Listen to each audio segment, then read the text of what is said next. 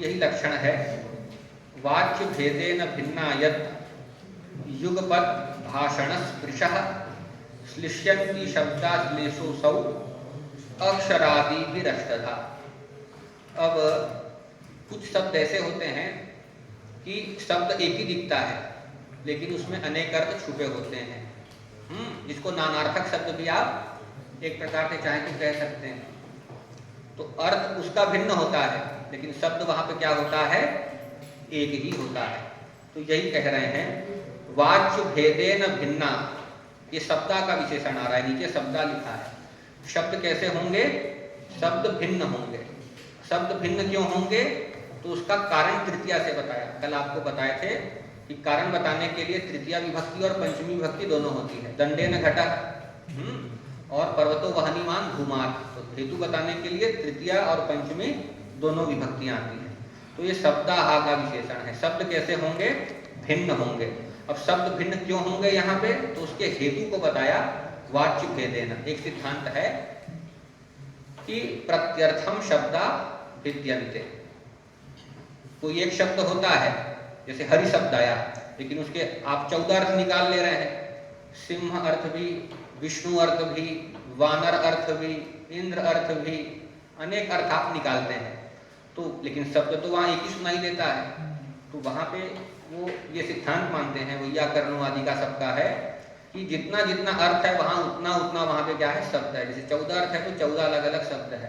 तो उनका सिद्धांत है, क्या सिद्धांत है, प्रत्यर्थम शब्दा भिद्यन्ते। प्रत्यर्थम शब्दा भिद्यन्ते, जितना अर्थ है तो उस अर्थ को बताने के लिए वहां क्या है, भिन्न भिन्न शब्द है। लेकिन शब्द दिखता तो एक ही है ना। तो ऐसा क्यों है, तो यहाँ पे एक न्याय भी बताते हैं, जतु काष्ठ न्याय। जतु काष्ठ न्याय एक आता है। जतु कहते हैं लाख को।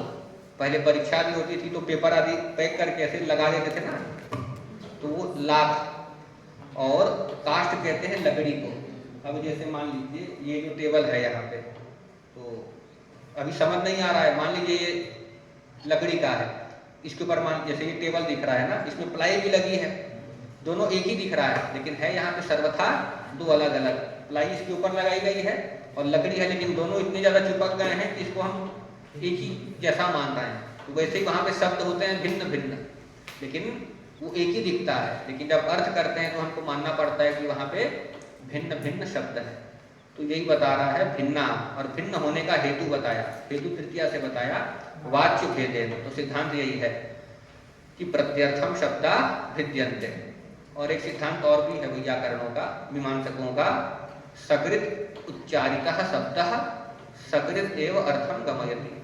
एक बार उच्चरित होता है यदि कोई शब्द, तो वो अपने अर्थ को केवल एक ही बार बताता है, दूसरे बार नहीं बताता। सकृत उच्चारितः शब्दः, सकृत का मतलब है एक बारम, एक बार उच्चारितः शब्दः, उच्चारित किया गया जो शब्द है, एक बार उच्चरित हुआ शब्द तो सकृत एव अर्थम गमयति, तो एक बार ही वो अर्थ को बताता है, बार बार नहीं बताता। और इसके सूक्ष्म में जाएंगे तो वैयाकरण सिद्धांत बता देते हैं, शब्द बुद्धि कर्मणाम विरम्य व्यापारा भावः।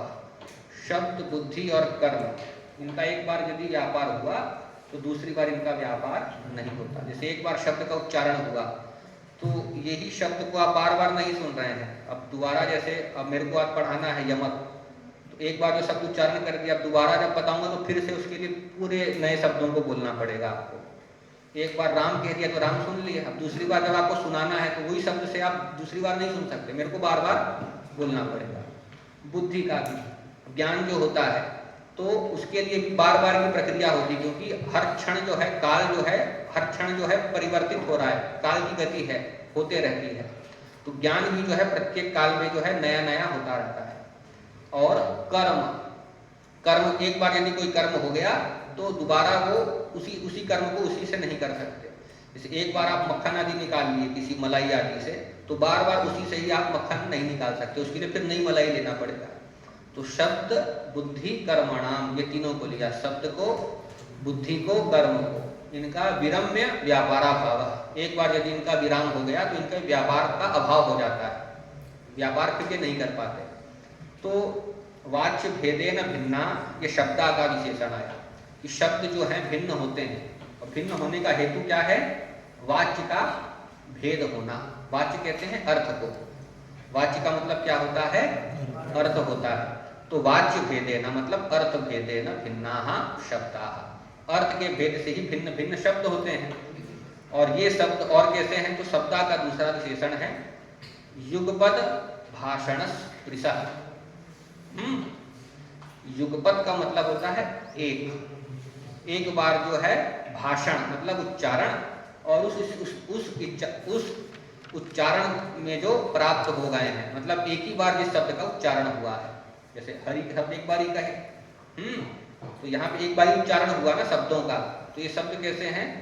युगपद भाषणस्पृशः, युगपद भाषणम स्पृशन्ति, जो व्याकरण बता रहे हैं उसका, युगपद भाषणम स्पृशन्ति ते युगपद भाषणस्पृशः। स्पृक शब्द बनेगा प्रथमा एकवचन में, और बहुवचन में स्पृक स्पृशौ स्पृशः, ये बहुवचन का है, ये शब्दाः का विशेषण है। शब्द कैसे होंगे? एक बार ही केवल उच्चारण को प्राप्त होंगे। उच्चारण केवल क्या होगा? एक बार होगा, लेकिन ये भिन्न क्यों होंगे? क्योंकि इसके अर्थ भिन्न भिन्न होते हैं। अर्थ भेदेन भिन्ना सन्ति एते, किंतु एतेषां उच्चारणं सकृत एव भवति, एक बारम एव भवति। युगपद भाषणस्पृशः, युगपद अर्थात एक बारम, एकोच्चारणम स्पृशन्ति, शब्दों का विशेषण है। शब्दों का उच्चारण एक बार ही होता है, अर्थ के भेद से यद्यपि भिन्न होते हैं। श्लिष्यन्ति यत्, जब ये श्लिष्ट होते हैं, परस्पर युक्त होते हैं, तो श्लेषः, श्लेष अलंकार होता है। और अब इसके 8 भेद बता रहे हैं। असौ अक्षरादिभिः अष्टधा, श्लेष अलंकार में क्या होता है? अनेक अर्थ आते हैं, अनेक अर्थ आते हैं, और ये अनेक अर्थ आते हैं 8 कारणों के चलते, 8 इसके हेतु माने गए हैं।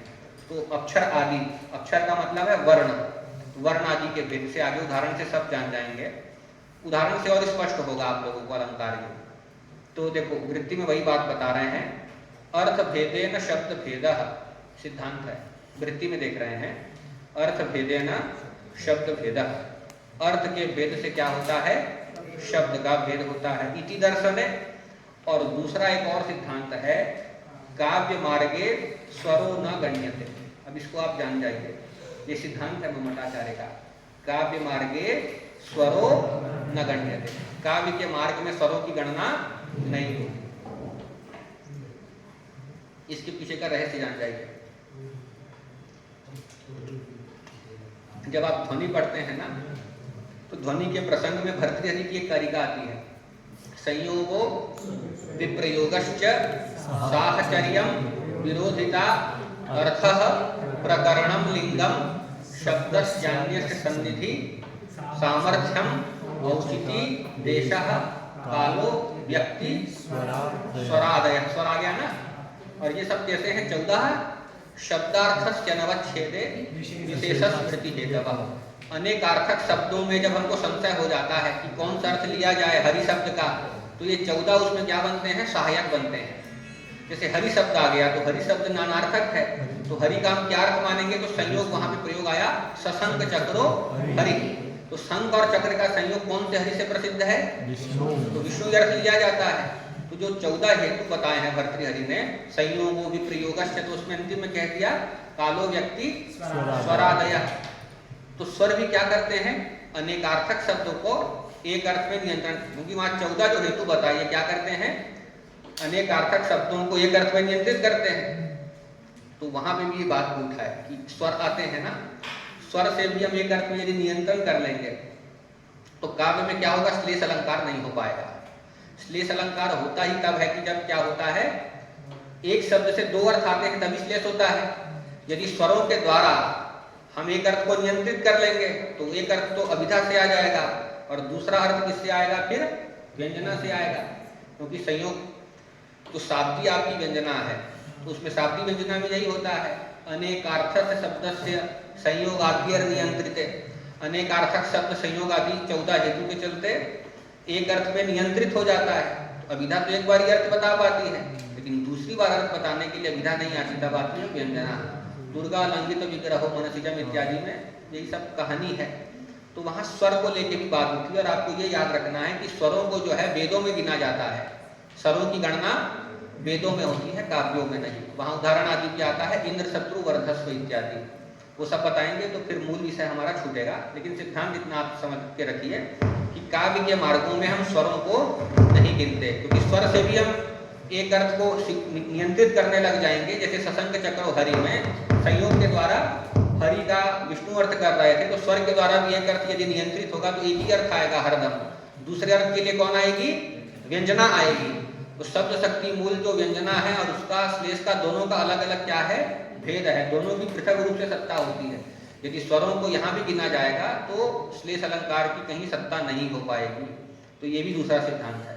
पहला सिद्धांत बता दिए, अर्थ भेदे न शब्द भेदः इति दर्शन है, और काव्य मार्गे स्वरो न गण्यते इति च नये, इस नये में भी इस सिद्धांत के अनुसार भी वाच्य भेदे न भिन्ना अपि शब्दा, वाच्य के भेद से मतलब अर्थ के भेद से भिन्न भी शब्द जो हैं यद युगपद उच्चारणे न सृष्यन्ति, एक बार उच्चारण करने पर बहुत ज्यादा जो शब्द एक साथ जुड़े रहते हैं तो वो क्या है? भिन्नम स्वरूपम अपनुवते, शब्द का तो भिन्न भिन्न स्वरूप होता है। जैसे हरि शब्द के 14 अर्थ हैं, तो 14 में एक ही हरि शब्द दिखता है, 13 अन्य नहीं दिखते। तो वो बता रहे हैं कि उनके वो ऐसे चिपके हुए हैं कि उनके स्वयं का स्वरूप जो है वो छुपा हुआ है।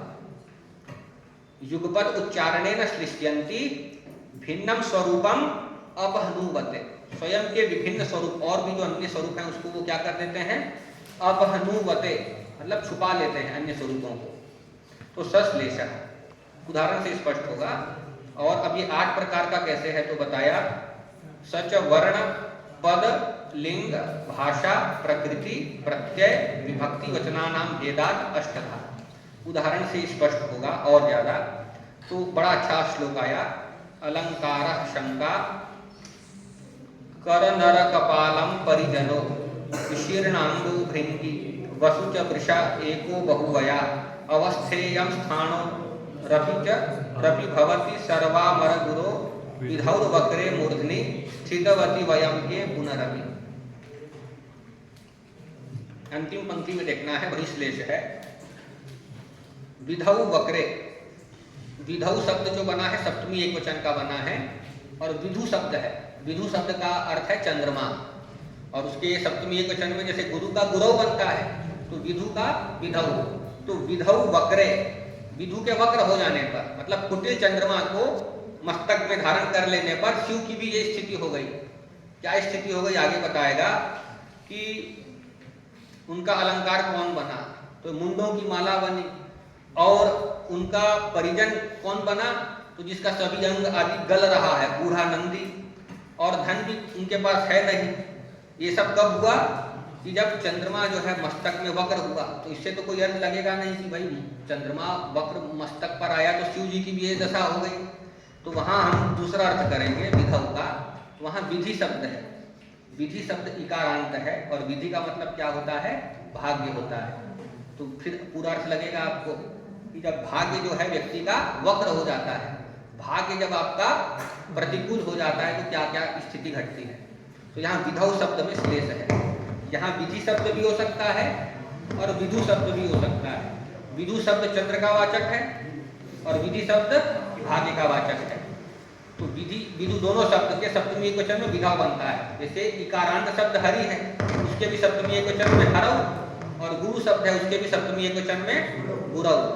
तो विधौ वक्रे मूर्धनि, मूर्धा शब्द है मस्तक का वाचक, मूर्धनि अर्थात मस्तके, मस्तक में आने पर किसके? वक्रे विधौ, तो मतलब प्रतिकूल, विधौ तो मतलब चंद्रे भी हो जाएगा अर्थ, और भाग्ये, जब भाग्य जब वक्र हो जाए, विपरीत हो जाए, तो विधौ वक्रे मूर्धने स्थितवती, जब मूर्धा में स्थित हो जाए तब क्या होता है? तो तीसरी पंक्ति है, अवस्था यम स्थानो हो अपि, स्थानु की भी अवस्था हो जाती है। स्थानु नाम है शिव का। स्थानो हो अपि शिवस्य अपि इयम अवस्था भवति, और स्थानो हो षष्ठी एक वचन का इसका विशेषण है। कीदृशस्य स्थानो हो? सर्वामर गुरो हो, जो सभी देवों के भी जो क्या है? देव है। सर्वामर, सर्वे च ते अमराः सर्वामराः। अमर नाम किसका है? देवताओं का है। अमरा निर्जरा देवा स्त्री दशा विबुधा सुरा। तो और शिव क्या है? सर्व अमराणाम गुरु, सभी देवताओं के भी गुरु हैं, श्रेष्ठ हैं। तो सभी देवताओं के भी जो देवता हैं, ऐसे शिव की भी स्थिति कैसी हो जाती है जब वक्र भाग्य हो जाता है? तो ऊपर से चलाए अलंकारः शंकाकर नर कपालम। अलंकार कौन बना उनका? शंका, जिसको देख के शंका होती है, भय होता है। शंकाकरम नर कपालम, तो नर कपाल की वो मुंड माल धारण करते हैं। तो ये क्या हो गया? अलंकार हुआ जब भाग्य विपरीत हुआ। और परिजनः विशीर्णांगो भृंगी। भृंगी क्या है? गण है। हाँ, भृंगी भृंगी श्रृंगी ये सब उनके गण है। तो भृंगी का विशेषण है। परिजनः, ये उनका परिजन है। कौन है? भृंगी है। और ये कैसा है भृंगी? विशीर्णांगा। विशीर्णानि गलितानि अंगानि, अर्थात कर चरणादि अवयवा यस्य। तो विशीर्णांगा भृंगी परिजन। और एको बहुवया वृषः वसु। वसु के रूप में क्या है इनके पास? धन के रूप में एक बैल है। और वो बैल भी कैसा है? बहुवया, जिसकी वय जो है, अवस्था जो है बहुत अधिक हो गई है, बूढ़ा है। मतलब इसको बेचने भी जाए तो बहुत कुछ अर्जन करके नहीं आ जाएंगे, इसको बेच भी देंगे तो बहुवया वृषः, अत्यंत वय वाला जो वृष है, बैल जो है, वही का क्या है? वसु, धन है। ये स्थिति किसकी हुई? अन्य सामान की नहीं हुई। ये तो जो सर्वामर गुरु है, सभी देवताओं के भी जो देवता हैं, उनके भी जब वक्र चंद्रमा अथवा वक्र भाग्य आ गया, जब भाग्य ही जब प्रतिकूल हो जाता है, तो महादेव का भी जब ये अलंकार आदि ये सब बन जाता है, ये परिजन हो जाता है, एक बैल जो है बूढ़ा, उनका धन उतना ही मात्र हो जाता है।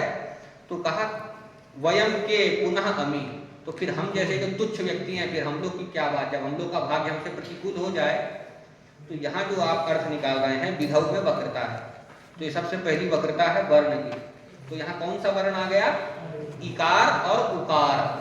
विधि शब्द इकारांत जो है भाग्य का है, और उकारांत जो है चंद्र का वाचक है। तो दो अर्थ आ रहा है। तो ये पहला हुआ आपका। अब दूसरा आपका आ रहा है पद का। तो पद का आया उदाहरण पृथुकार्त स्वरपात्रम। ये बड़ा सुंदर श्लोक है ये भी, पृथुकार्त स्वरपात्रम।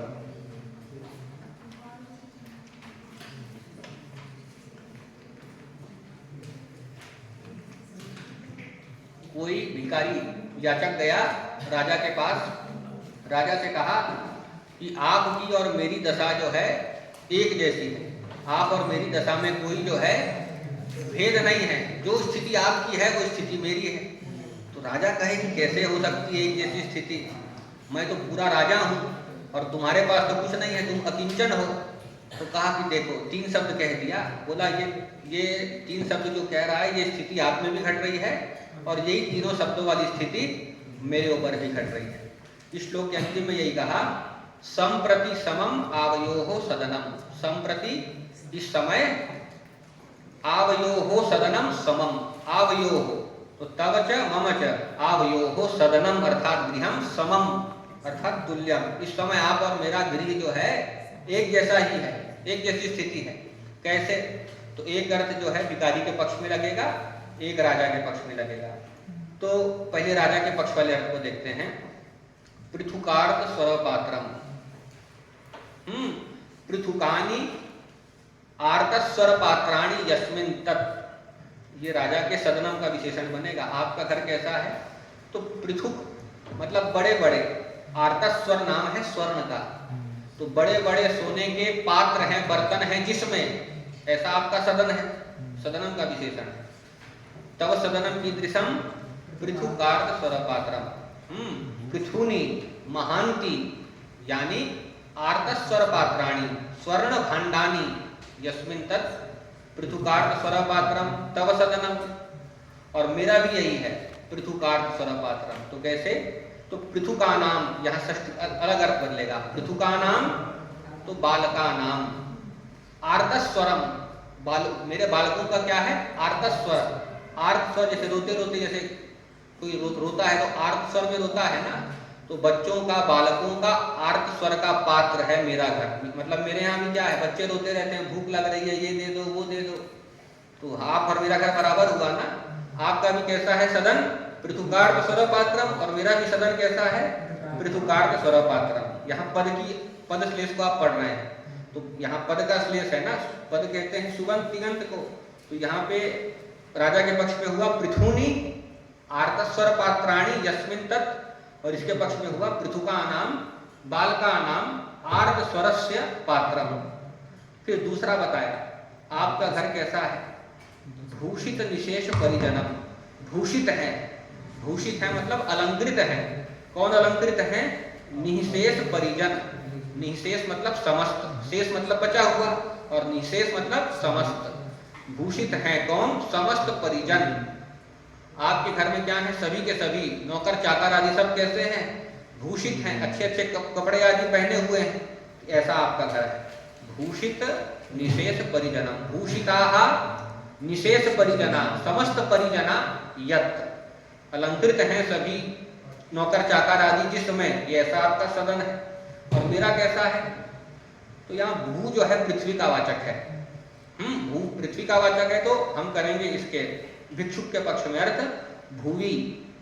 और उषिताः, ये भू में फिर ऊ है ना, वस निवासे धातु है, तो भूवि अर्थात पृथिव्याम उषिताः निशेष परिजना यत्र, भूमि में सोए हुए हैं सभी के सभी मेरे घर वाले, ऐसा मेरा घर है।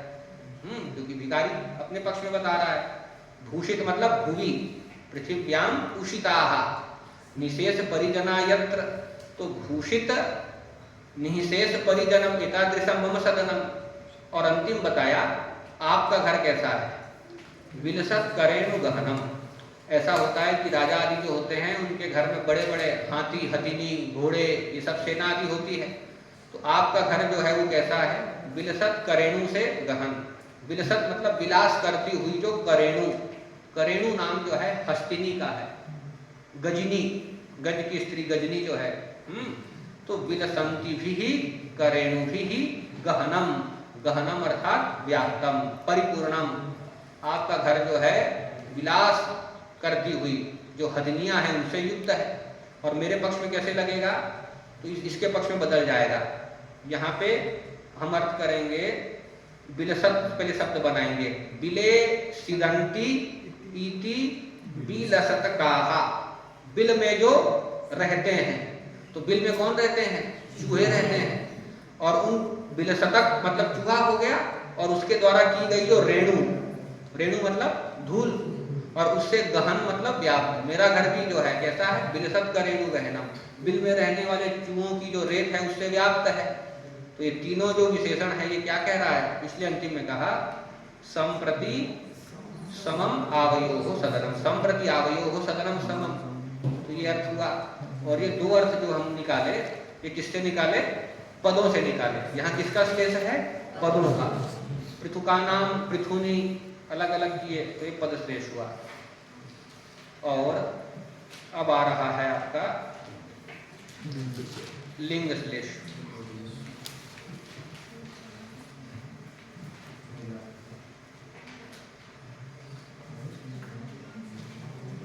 तो श्लोक के अंतिम में लिखा है युष्माकम कुरुताम भवार्ति शमनम नेत्रे तनुर्वाहरे। आप लोगों के कष्टों का निवारण जो है हरि के नेत्र करें अथवा हरि का तनु करें, दोनों पक्ष में अर्थ लगेगा। और यहाँ पे केवल लिंग का ही श्लेष नहीं है, वचन का भी श्लेष है। तो देखना है अंतिम पंक्ति में, यहाँ क्रिया है कुरुताम। तो कुरुताम कहाँ बनेगा? डुकरी करने धातु है। और उसमें फिर आप क्या करेंगे? लोट लकार करेंगे, और लोट लकार का द्विवचन करोतु कुरुतात कुरुताम। तो कुरुताम द्विवचन का है लोट लकार का, और इसका कर्ता जो आएगा द्विवचन में आएगा। कौन करे? तो नेत्रे, नेत्रे द्विवचन का रूप है। नेत्रम नेत्रे, जो दो नेत्र है। और ये दो नेत्र किसके हैं?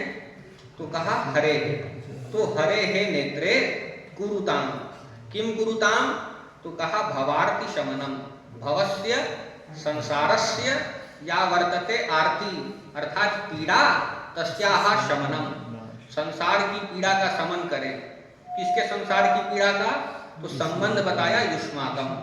तो पूरा अन्वय होगा युष्माकम भवार्ति समनम हरे हे नेत्रे कुरुताम। हरि के जो दो नेत्र हैं वही आपके क्या करें, आपके सांसारिक पीड़ाओं का नाश करें।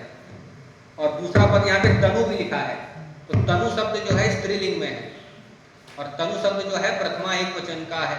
तो ये कुरुताम जो है ये क्रिया जो है जब हम आत्मने पद में जाते हैं, डुगरी करने धातु है ना, परस्मै पद में भी चलती है, आत्मने पद में भी चलती है। तो जब इसका संबंध हम तनु से करेंगे तो ये आत्मने पद की है, लोट लकार के प्रथम पुरुष एक वचन की है। कुरुताम, कुर्वाताम, कुर्वताम रूप चलता है, तो ये दोनों से संबंध होगा कुरुताम का। द्विवचन जब संबंध करेंगे तब नेत्रे से संबंध है, क्योंकि नेत्रे में द्विवचन है, और तनु एक वचन में है तब ये, एक वचन में है तब ये आत्मने पद का है। और ऊपर जो तीन पंक्ति में जो विशेषण आ रहे हैं ये नेत्रे पक्ष में भी घटेंगे द्विवचन में, और तनु शब्द के जब विशेषण बनेंगे तो प्रथमा एक वचन स्त्रीलिंग में उसमें घटेंगे।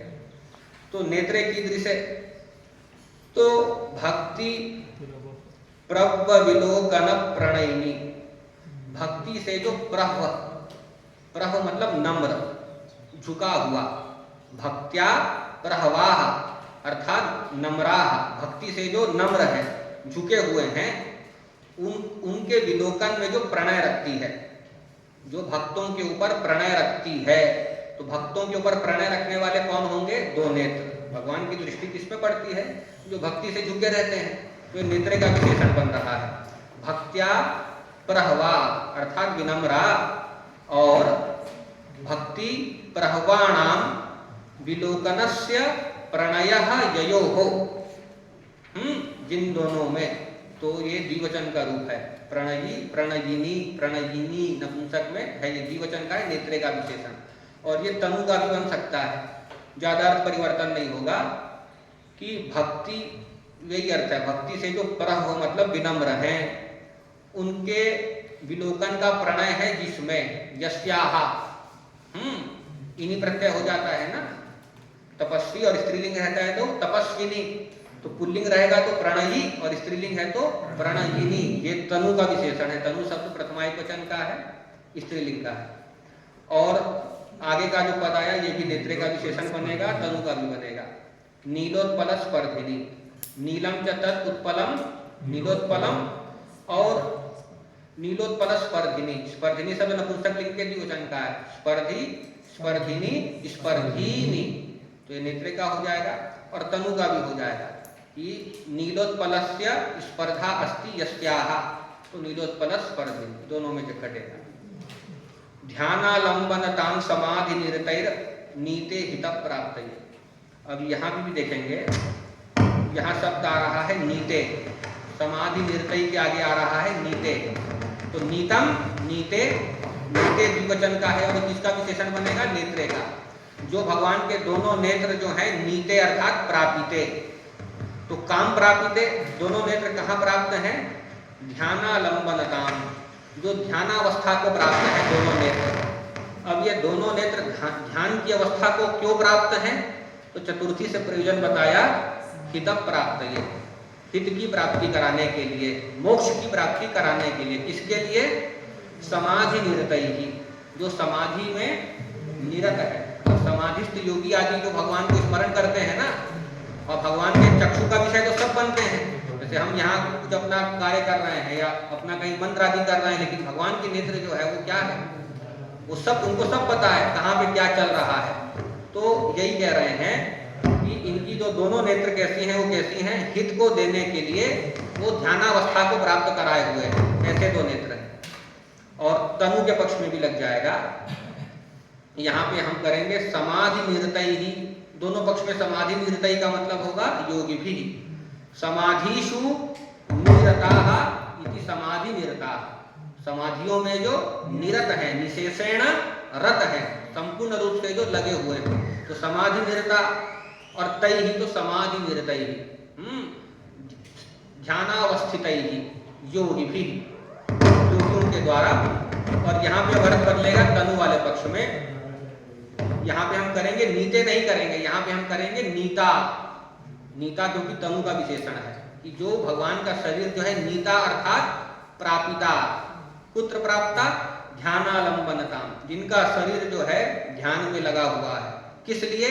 तो यहाँ अर्थ होगा इहित प्राप्त। ये इहित कहेंगे इप्सित, इप्सित पदार्थ की प्राप्ति के लिए। जो भक्त जो इच्छित उसका जो पदार्थ है वो उसको प्राप्त हो जाए, इसीलिए ध्यान में लगाए हैं स्वयं के शरीर को। तो नीता शब्द जो है तनु का विशेषण है, और नीते करेंगे तो ये नेत्रे का विशेषण है। लावण्यस्य महानिधि, दोनों नेत्रों को बता रहा है कि भगवान के दो नेत्र कैसे हैं, सौंदर्य के महासागर है।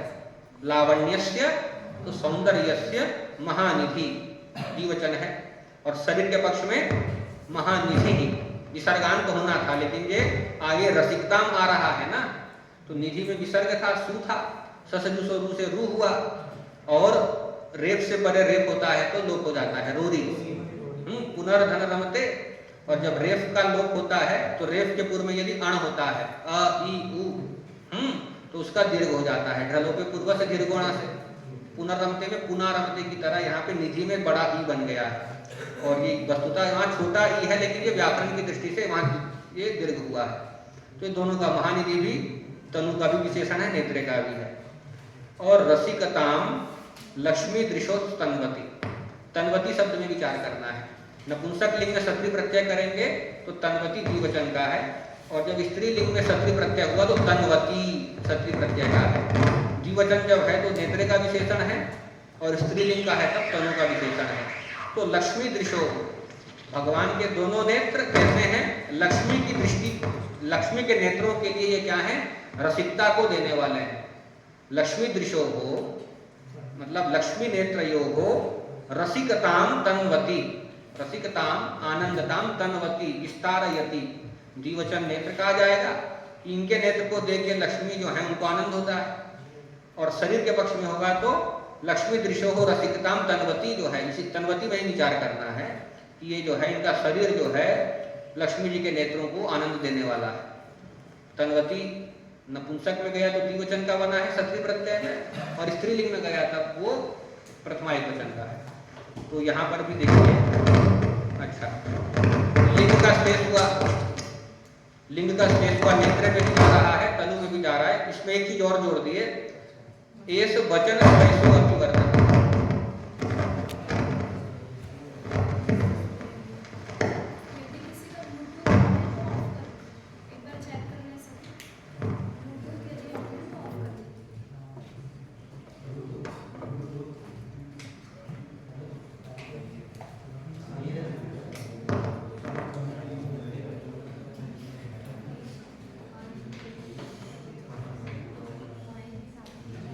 इसमें देखिए लिंग का श्लेष है और वचन का श्लेष भी है, यही लिख रहे हैं। एस वचन श्लेषो अपि, वचन का भी श्लेष है।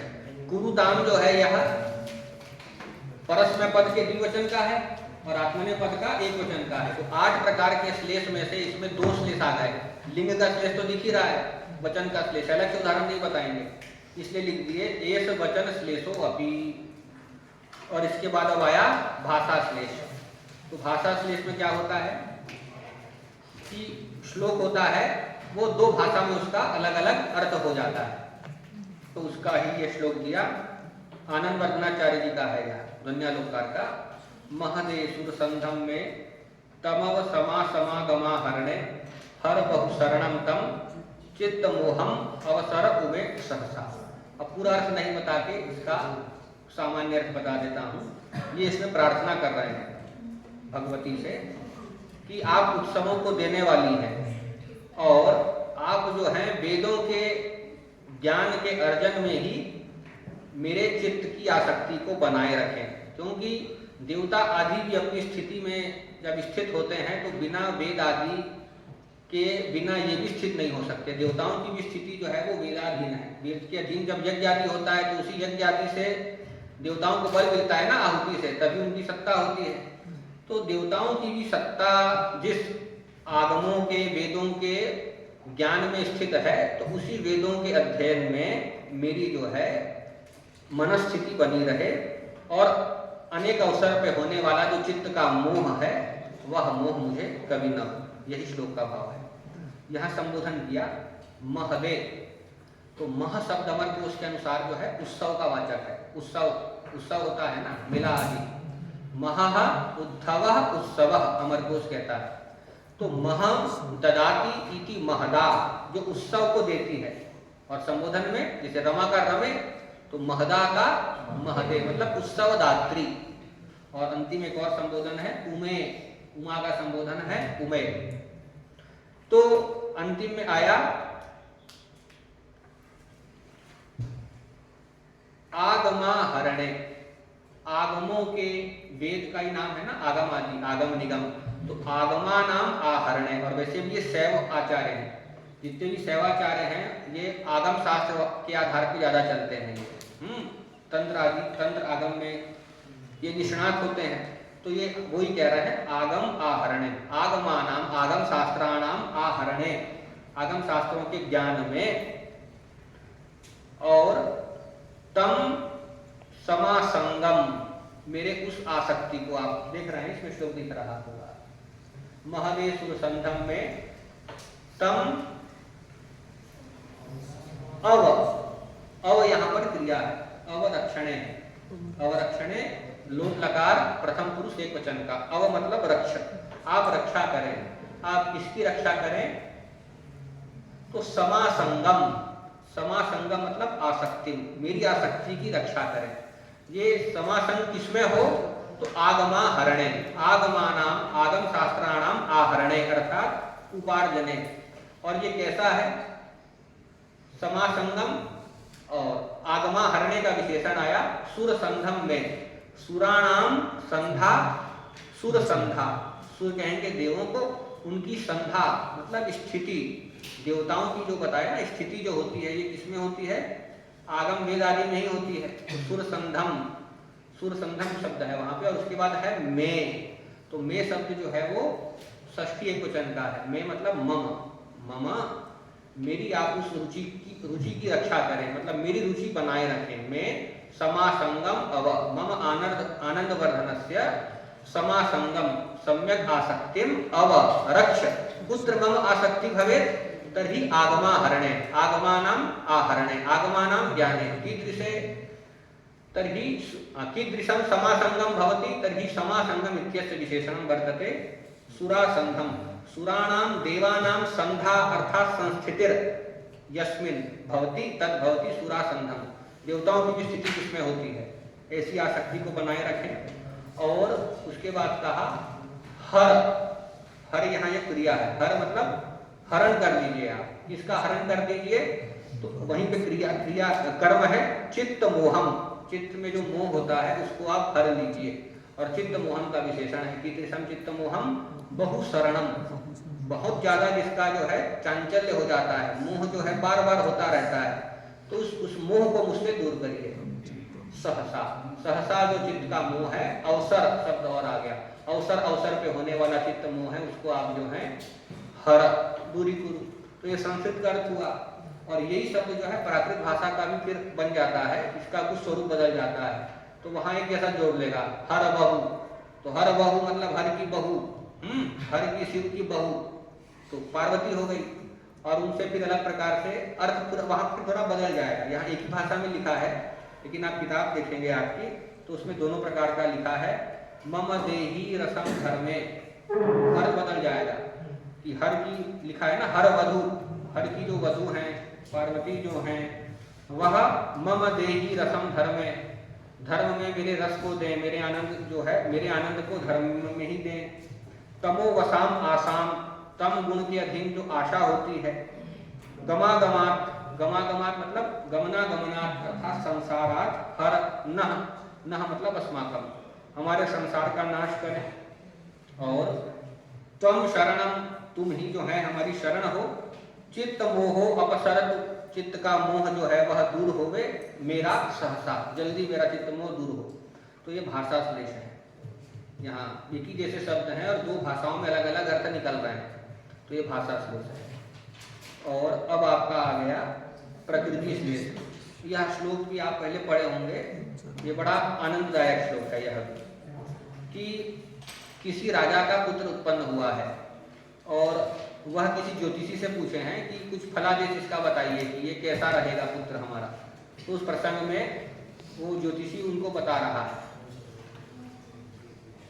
अयम सर्वाणि शास्त्राणि हृदि येषु च वक्ष्यति। अयम, अयम अर्थात अयम पुत्रः, यह जो पुत्र है, सर्वाणि शास्त्राणि हृदि वक्ष्यति, सभी शास्त्रों को हृदि, हृदय में, वक्ष्यति तो वह धारणे धातु है। वक्ष्यति दृढ़ लकार में बना है, वक्ष्यति मतलब धारयिष्यति, यह ऐसा होगा कि सभी शास्त्रों को हृदय में धारण करेगा। और उसके बाद ये भी करेंगे, ज्ञेषु च वक्ष्यति, ज्ञेषु अर्थात जानाति इति ज्ञः, तो जानता है उसको ज्ञः कहते हैं ना, सर्वम जानाति सर्वज्ञः, और सर्व आदि हटाइए केवल ज्ञ रखिए, जानाति इति ज्ञः।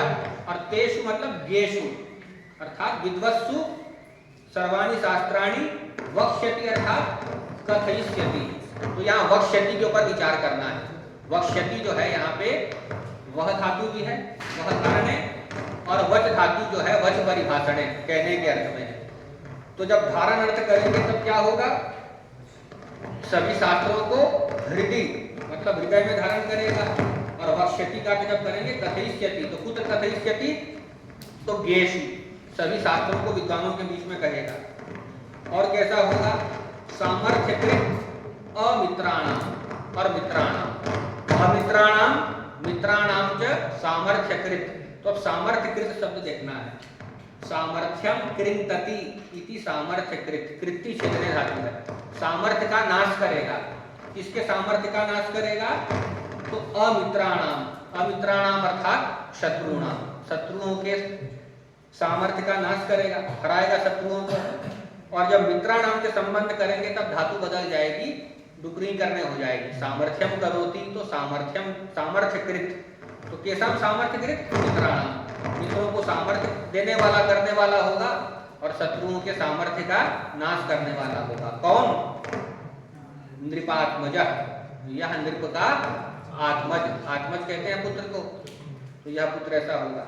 तो यहाँ जो अब दो अर्थ निकाले हैं, कहाँ निकाले हैं, दो जगह निकाले हैं, वक्ष्यति में और सामर्थ्यकृत में। तो वक्ष्यति में क्या था, दो धातुएं थी, ये आपको श्लेष बता रहा है प्रकृति का। तो प्रकृति किसको कहते हैं, प्रकृति एक प्रकार से धातु और प्रातिपदिक को कहते हैं। प्रकृति कहते हैं यस्मात् प्रत्योत्पत्ति सा प्रकृति, जिससे प्रत्ययों की जिससे उत्पत्ति होती है तो प्रकृति कहते हैं।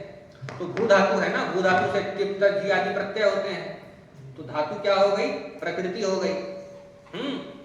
तो यहाँ प्रकृति का श्लेष है, धातु का श्लेष है एक प्रकार से, प्रकृति मतलब धातु।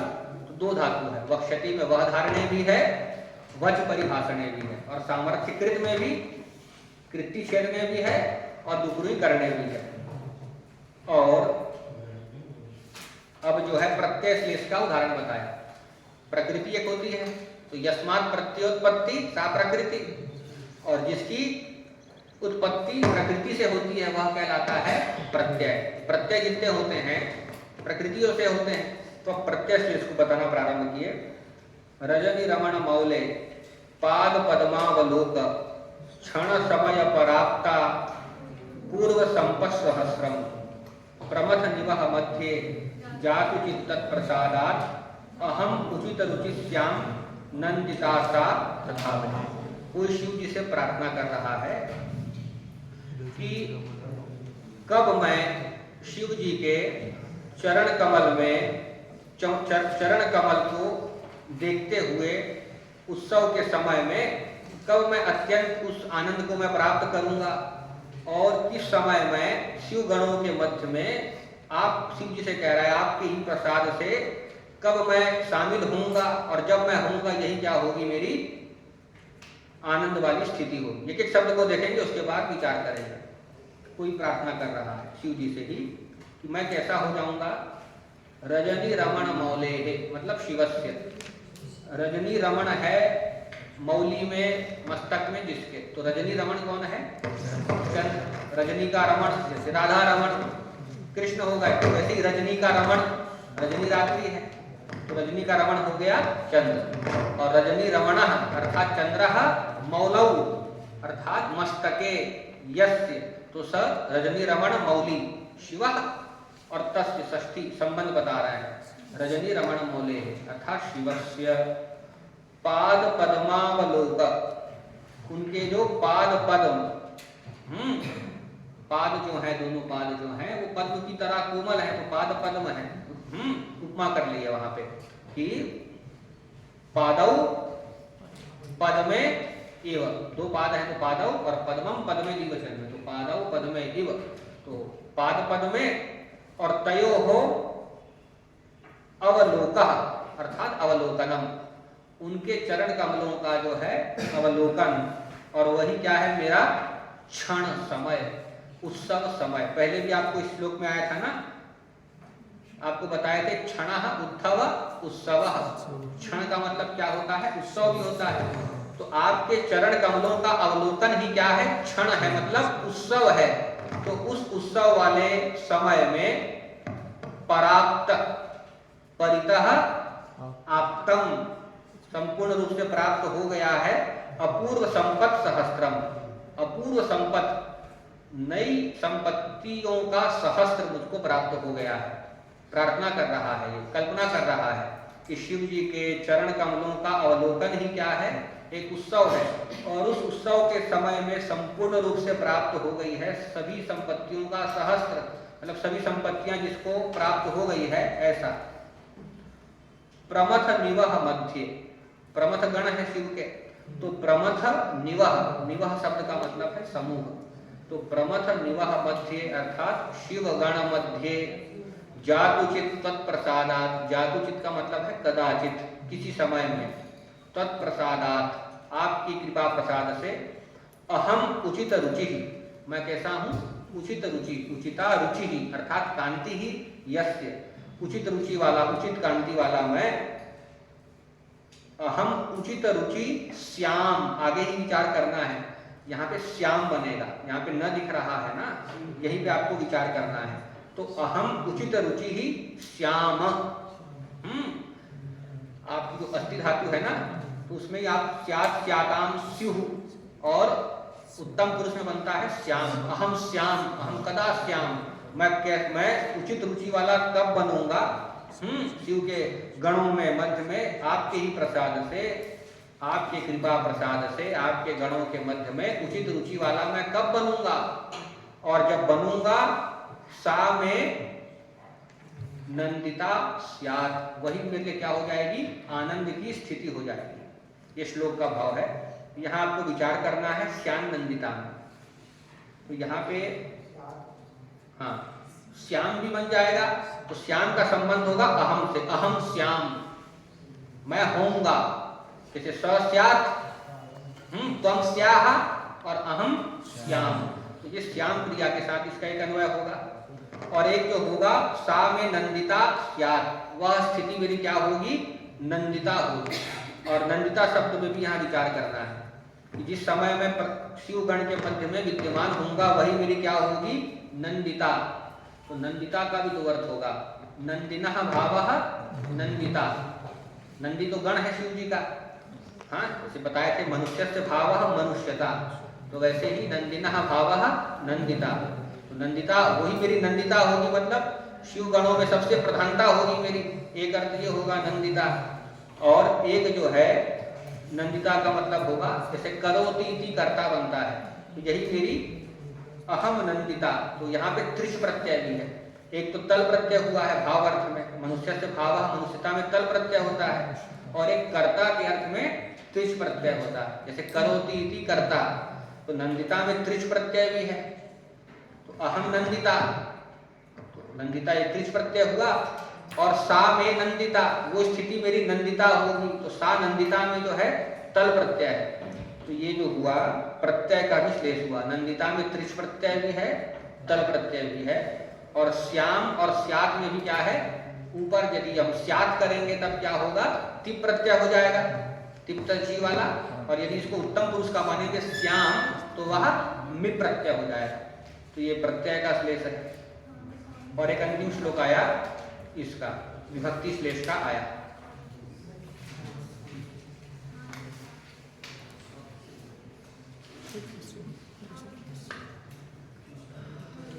इस श्लोक का भी दो अर्थ निकल रहा है, कोई भक्त शिव से कह रहा है और कोई चोर अपने पुत्र से कह रहा है। तो पहले शिव वाला अर्थ देखेंगे, तो कोई कह रहा है सर्वस्वम हर सर्वस्य त्वं भवच्छेद तत्परः।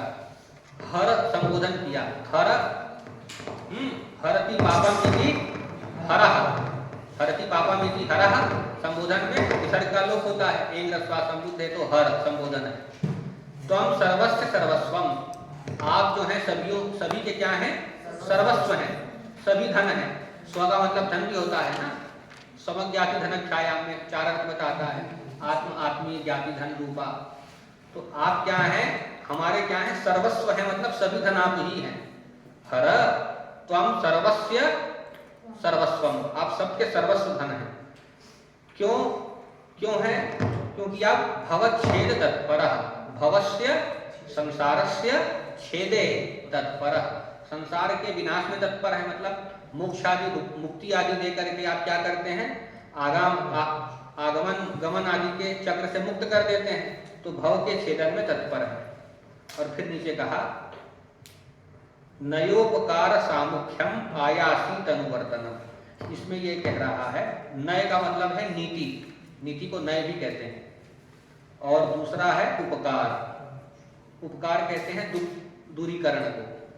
तो नय और उपकार, इन दोनों से आप क्या कर देते हैं, सामुख्य कर देते हैं, मतलब आप नीति से भी और उपकार से व्यक्ति का सामुख्य करते हैं, मतलब आनुकूल्य कर देते हैं।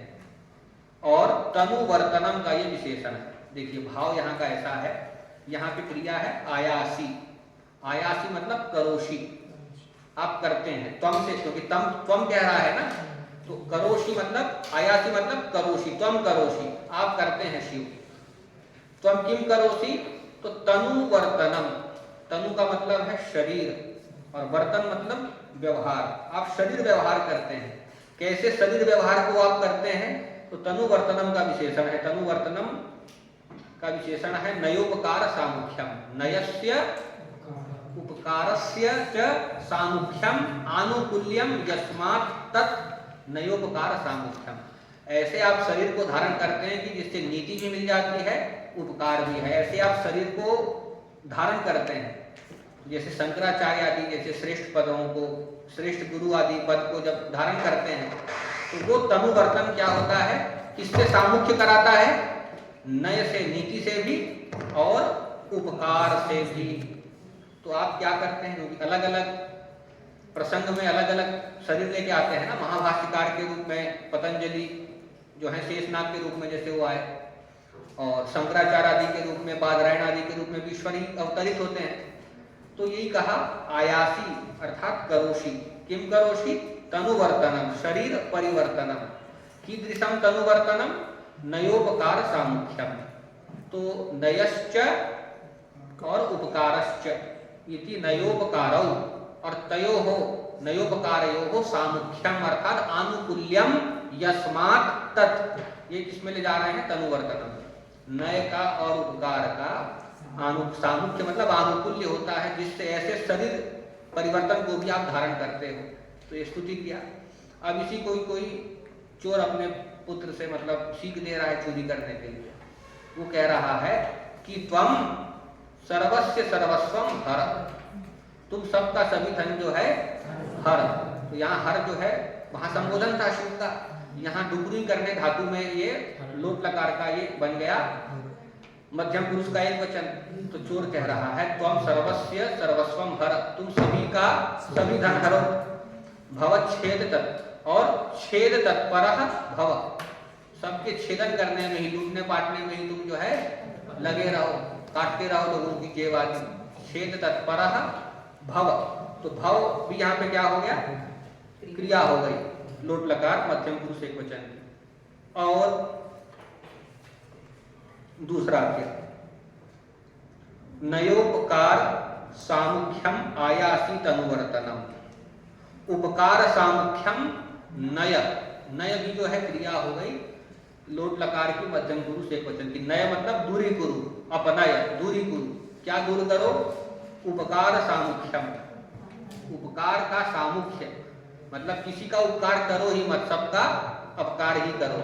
उपकार वाली भावना जो है इसको नय, इसको दूर करो, कहीं उपकार आदि मत करो।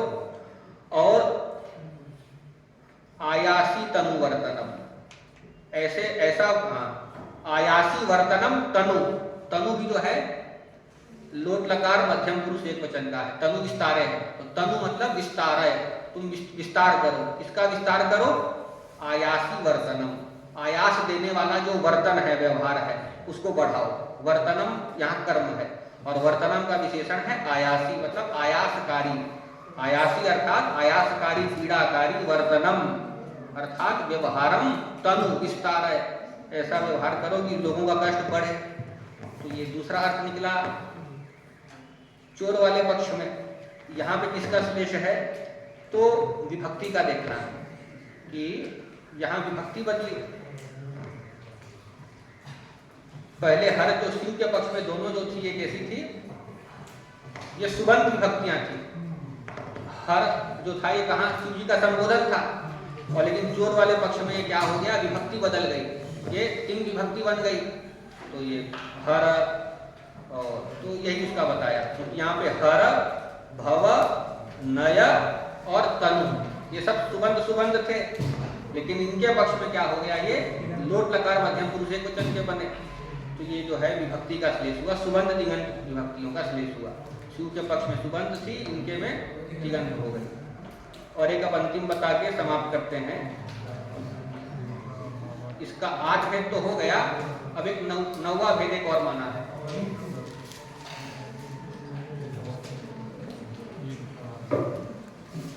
एक होता है सभंग श्लेष और एक होता है अभंग श्लेष। सभंग श्लेष में पदों को तोड़ा जाता है, तोड़ तोड़ के अर्थ निकाला जाता है।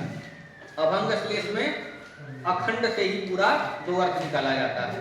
जैसे कल आपको बताए थे ना, वामा नाम आया था, अखंड से ही 2 अर्थ आ गए थे। वामा नाम मतलब स्त्री नाम भी आया और शत्रु नाम भी आया था। तो ये यही बता रहे हैं, भेदा भावात प्रकृत्यादेर भेदो भी नवमो भवेत्। जहाँ पे प्रकृति आदि का, प्रत्यय आदि का जब परिवर्तन हम नहीं करते, तोड़ तोड़ के समास नहीं करते, तो वही जो है नवम भेद है, वही जो है अभंग श्लेष है। भेदा भावात, हेतु बताए पंचमी से, भेदा भावात तो भेदा नाम अभावात, तो केसाम तो प्रकृत्यादे, प्रकृति आदि से प्रत्यय धातु इत्यादि के जहाँ भेद का अभाव होगा, तो भेदो भी नवमो भवेत्, तो नवमो भी भेदो भवेत् ये होगा। क्योंकि वृत्ति में कह रहे हैं अपि शब्द जो है, नवमो अपि इति अपि भिन्न क्रम, कारिका में तो कह दिया भेदो भी, लेकिन वृत्ति में बताए अपि जो है भिन्न क्रम वाला है, उसका संबंध होगा कि नवमो भी भेदा, 9वां भी भेद है। 8 भेद तो है, 9वां भेद भी है, जहाँ पे प्रकृति आदि का भेद नहीं होता। तो उदाहरण बताया, यो असकृत परगोत्राणाम पक्षच्छेद क्षणक्षमः शतकोटि दताम बिभ्रत विभुदेन्द्रः स राजते। इसमें भी किसी राजा की प्रशंसा है। तो यहाँ पे क्रिया है राजते, तो राजते अर्थात शोभते। तो कह राजते तो कर्तृपद समीप में ही है, सह राजते। सह कीदृशः अस्ति विभुदेन्द्र, विबुधा नाम विशिष्ट बुधा नाम अर्थात ज्ञानी नाम इंद्र, जो ज्ञानियों में जो है सर्वश्रेष्ठ है राजा, वह शोभित हो रहा है। और कैसा है, तो प्रथमा एक वचन है सह, तो इसके विशेषण में भी सब में प्रथमा एक वचन आएगा।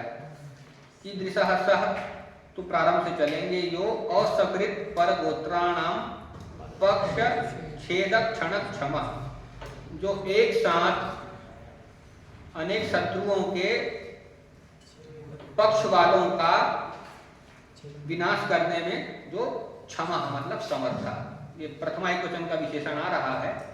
पक्ष छेद क्षण क्षमा, तो पक्ष कहते हैं कि जो पक्ष लेके लड़ने के लिए आता है, जो सामने शत्रुओं का पक्ष लेकर के जो आएगा सहायक उसका, तो पक्ष का मतलब हो जाएगा सहायक। तो पक्षस्य अथवा बहुवचन में कर सकते हैं पक्षाणाम, अर्थात सहायका नाम छेदे, उनका जो छेद है, सहायकों का जो छेद है मतलब विनाश है, वही क्या है, क्षण है। क्षण मतलब उत्सव है, क्योंकि वीर जो होगा उसके लिए क्या है, सामने वाले को हराना जो क्या है, ये उत्सव होगा। तो यहाँ पर भी क्षण का मतलब क्या है, उत्सव। क्षण उत्सव उत्सव। तो जो सहायकों का नाश है, शत्रुओं के सहायकों का नाश है, वही क्या है? क्षण है। और उस क्षण में, उत्सव में जो क्या है? क्षमा। क्षमा अर्थात समर्थ। और ये किसके हैं? तो संबंध बताया पर गोत्राणाम। पर कहते हैं शत्रु को और गोत्र कहते हैं वंश को। तो पर गोत्राणाम अर्थात शत्रु वंशानाम, शत्रु वंश वालों के जो सहायक हैं, उनके छेदन में, छेदन रूपी उत्सव में जो समर्थ है, जो राजा। और कैसा है? तो नीचे की पंक्ति में बताए, शतकोटि दताम बिभ्रत। बिभ्रत सत्री प्रत्यय है। बिभ्रत मतलब धारयन, धारण करता हुआ। किसको धारण करता हुआ राजा? शतकोटि दताम, शतकोटि ही ददाती, जो करोड़ों रुपए भी दे देता है। जो कल कह नहीं रहे थे क्या, एक क्षण में दे देता है, फिर दूसरे क्षण में कुछ नहीं होता है, कल बता रहे थे मंच से। तो शतकोटि यताम, शतकोटि ही ददाती। तो शतकोटि दह, शतकोटि दह और तस्य भावः शतकोटि दता। जैसे मनुष्यस्य भावः मनुष्यता, तो शतकोटि दस्य भावः शतकोटि दता और ताम, शतकोटि दताम बिभ्रत। किसको धारण करता है? मतलब बहुत ज्यादा देने वाले भाव को जो धारण करता है, ऐसा राजा है। और यहाँ दूसरा अर्थ भी निकल जाएगा इंद्र वाला, क्योंकि यहाँ पे विबुधेंद्र शब्द में श्लेष है। विबुधेंद्र का, विबुध का मतलब देवा भी होता है। तो विबुधा नाम अर्थात देवा नाम इंद्र, देवताओं का जो राजा इंद्र है उसके पक्ष में लगेगा कि वो कैसा है।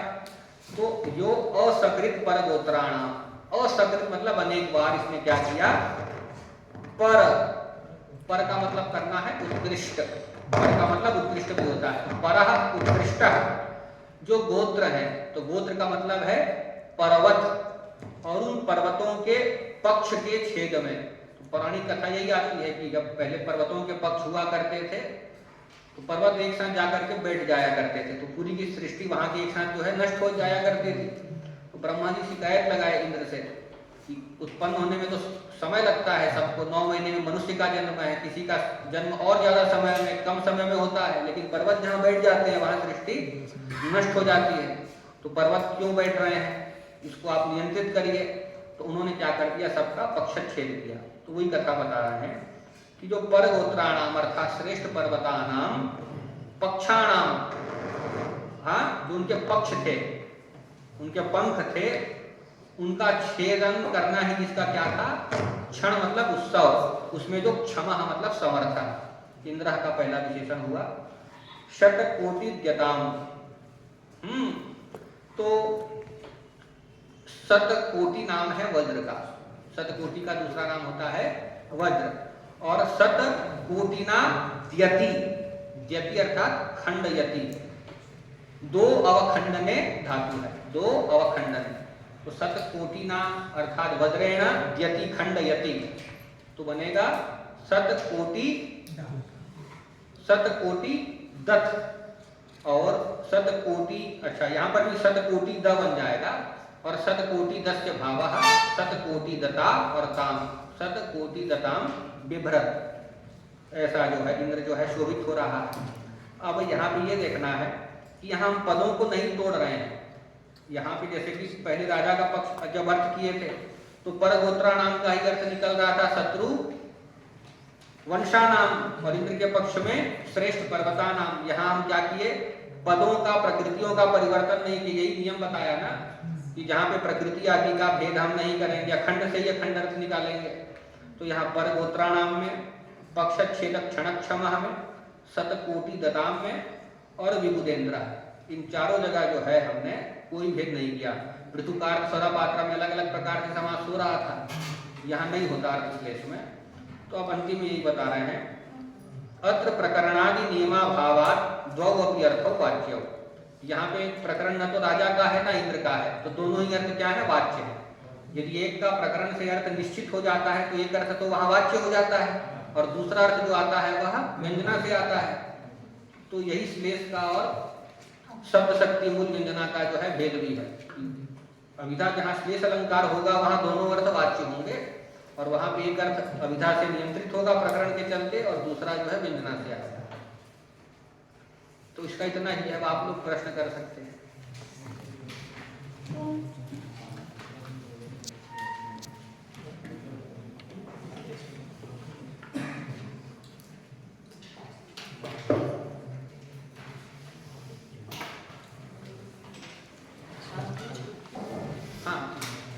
श्लेष अलंकार में प्रधानता तो अर्थ में ही है, अर्थ ही नहीं अब दो अर्थ रख रहा है। देखिए यहाँ भी शब्द की प्रधानता है, जैसे अंतिम श्लोक पढ़े ना, परगोत्राणाम, यदि आप इसका परिवर्तन आप केवल कर दीजिए, पर का मतलब श्रेष्ठ और गोत्र का मतलब पर्वत कर दीजिए, तो आप लिख दीजिए यह असकृत श्रेष्ठ पर्वतानाम।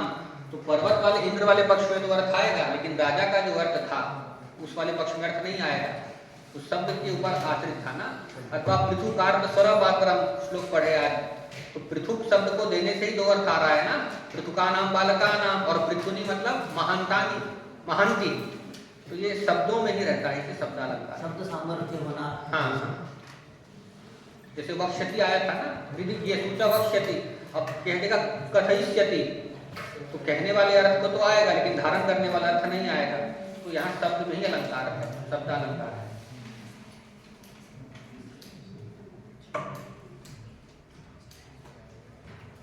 यमक को पहचानना तो बड़ा मतलब अभी तो जैसे समझ में आया सहज है, पर ये श्लेष तो अगर दोनों पक्षों का ज्ञान नहीं हो। हाँ, श्लेष के लिए, श्लेष को समझने के लिए संस्कृत की जो वोकेबुलरी कहेंगे ना, वो आपकी दृढ़ होनी चाहिए, तभी आप निकाल पाएंगे कि इस पक्ष का ये अर्थ है, इस पक्ष का ये अर्थ है। उसके लिए शब्द का आपको गहनता से परिचय होना चाहिए कि गोत्र शब्द का दो अर्थ होता है, वंश भी होता है और गोत्र शब्द का पर्वत भी होता है, अर्थ तो अपेक्षित है ही इसका। बोलना चाह रहे हैं कुछ? प्रश्न पूछ रहे हो कुछ बेटा? ऐसे पूछा है। वैसे तो आवाज़ आ रही होगी मेरी, पीछे तक बैठे हैं। आज मुझे ऐसा लगता है कि आप लोगों ने बहुत आनंद प्राप्त किया होगा, और सबसे पहले तो हम सभी सर का अभिनंदन करते हैं बहुत, क्योंकि आप लोगों ने देखा कि निरंतर 2 घंटे से वो एक ही अपनी सम्मोहक शैली में मुस्कुराते हुए और अत्यंत स्वस्थ मानस के साथ आप लोगों को पढ़ा रहे हैं, है ना? तो आप सभी उनका अभिनंदन करेंगे। आप में से कुछ जो छात्र हैं, विशेष रूप से मैं अभी बात कर रही हूँ उन बच्चों के लिए, मतलब बड़े भी हैं, उन सब के लिए जिनको जो इस संस्कृत भाषा के सौंदर्य से पहली बार परिचित हो रहे हैं। सर यहाँ पे ऐसे भी बच्चे हैं जिनको ऐसा नहीं पता है। आज अभी आखिरी में ही जैसे जो पद्य थे, तो वहाँ आपने देखा कि कैसे हर भव तनु नय इनके कैसे सुबंत और तिङंत भेद से कैसे अर्थ बदल रहे हैं, और कैसे एक ही पद्य में इतना चमत्कार कवि भर देता है। और आज जो पहले भी हमारी चर्चा हो रही थी और फिर सर ने भी आकर के उसका रेखांकन कर दिया कि जो कवि होता है वो अपनी सारी शक्ति रस निर्झरणी को बहाने में ही लगा रहा होता है, लेकिन उसकी वो सहजा शक्ति होती है कि उसके कारण से उसमें अलंकार स्वयं निबद्ध हो जाते हैं, है ना? वो कवि भेद भी जो बताए हैं वो यही है कि उसमें उसकी लेखनी में इतनी शक्ति होती है कि वो अलंकार आते जाते हैं उसमें, और फिर जो सहृदय होते हैं वो उन अलंकारों को जान पाते हैं। और अभी जैसे आभाष ने भी पूछा, तो आपका शब्दकोश जितना अच्छा होगा, तो ये जो कुछ शब्दालंकारों की बात है, फिर जो सर ने कहा कि अर्थालंकार तो और भी कठिन होता है क्योंकि उसके अर्थ तक आपको पहुंचना है। तो आप देखिए कि ये भाषा का भी क्या सौंदर्य है, ये विश्व की किसी भी भाषा में ऐसा संभव ही नहीं है ना? आप देख रहे हैं कि वो जो पृथुकार्थ स्वर पात्रम वाला आपने पद्य देखा, तो कैसे वहाँ पर अगर आप शब्द का अर्थ नहीं जानते हैं तो कभी भी आप उससे 2 अर्थ नहीं निकाल सकते, और कितना विपरीत अर्थ है, कहाँ एक राजा का वर्णन है और कहाँ एक भिक्षुक का वर्णन है ना? तो ऐसा भी इस आनंद को अनुभूत कीजिए। और अभी इस दृष्टि से अब आप अपना जो भी पढ़ते हैं, साहित्य, ज्योतिष का, योग का, या काव्य पढ़ते हैं या दर्शन के भी कोई ग्रंथ पढ़ते हैं, तो वहाँ पे आप ये दृष्टि भी रखिए कि यहाँ पे अगर ये शब्द द्व्यर्थी है तो कैसे यहाँ चमत्कार आ रहा है। तो बहुत बहुत मैं सर का बारंबार अभिनंदन करती हूँ, और ये सभी सौभाग्यशाली हैं कि इतना दीर्घ काल तक पढ़ पा रहे हैं, क्योंकि जैसा कल कहा कि अभी छात्रों का समवाय असंभव दुर्लभ सा हो गया है तो यहाँ तो नहीं लगता, यहाँ तो पर्याप्त है। हाँ, तो ये आपका हमारे लिए वो हो गया है, कॉम्प्लीमेंट कह सकते हैं कि चलिए हमने इस समवाय को रोक के रखा और रविवार के दिन आप लोग धूमधाम से पढ़ रहे हैं, अच्छी बात है। तो फिर से एक बार अभिनंदन। और 12 बजे सर का व्याख्यान आरंभ होगा, लेकिन आप लोगों को 11 बजे आना है। अभी मैंने समूह में आप सभी को वो जो हमारी समय सारणी में प्रेषित कर दी है, तो उसके अनुसार आपको आना है। तो आज मुझे लगता है ज़्यादा आनंद की प्राप्ति आप लोगों को हुई होगी, और तो थोड़े थक भी रहे थे, है ना। और ये अभी ये कुछ छात्र ऐसे बंद चल गए ना इसको, ये जैसे ये जो उधर बैठे